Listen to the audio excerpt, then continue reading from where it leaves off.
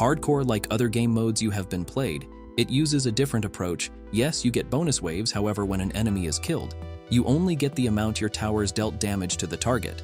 So let's say if you did 20,000 damage to Gravedigger, then the other 20,000 cash goes to your teammates.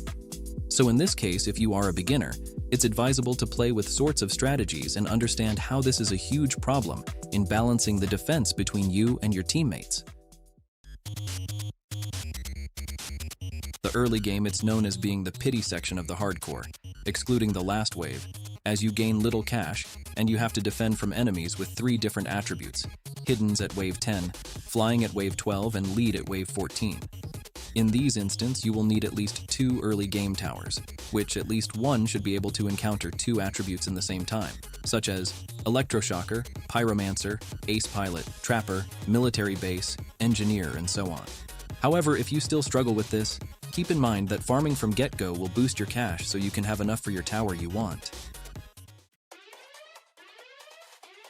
After you pass the early game, you might have one more issue to encounter: the infamous Mega Slow, with 1600 health, which your somewhat raw power was only able to destroy 30 health enemies. Now it has to deal with even worse. However, it's not that hard to stop this if you managed your money to get a stronger tower such as Minigunner, or just upgrade your already placed towers to deal with it. It might take you a while, but don't worry. If the map is somewhat large and very curvy, it will feel just as a regular encounter. After you defeated the Mega Slow, you will get into mid-game, where it forces you to get extra patient for wave 25, where 3 shadow bosses appear, each with 750 health and relatively fast. The best way to encounter this part is to bring either military base level 4 for the airstrike, or to use late game towers to deal with, such as minigunner level 2 or turret level 1. But it still won't be enough, so in this case you also have to rely on your team to get something similar. If you reach this far, you will see that things aren't so dangerous anymore, except some waves such as wave 27 with Fallen Rusher spam and wave 31 with Fallen Titan. But other than that, it's just regular flyers. In this section of the game, it's the best to get all your farms to level 3 and get support towers maxed so you can prepare for what's coming next. From wave 36, after you beat Gravedigger with some difficulties, you will need to place even more minigunners, ranger, accelerators, or whatever you have in order to get the most power. This part of the game will be much easier since you will get more money and the enemies are not that dangerous. Yes, you will encounter speedy kings, souls, and soul stealers, and even bosses like Molten Boss, Fallen Swordmaster, and Fallen King.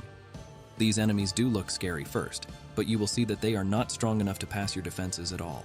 And until wave 49, you have to get everything maxed, because you will need to prepare for the last element of this game mode. You finally reach to the last boss, Void Reaver.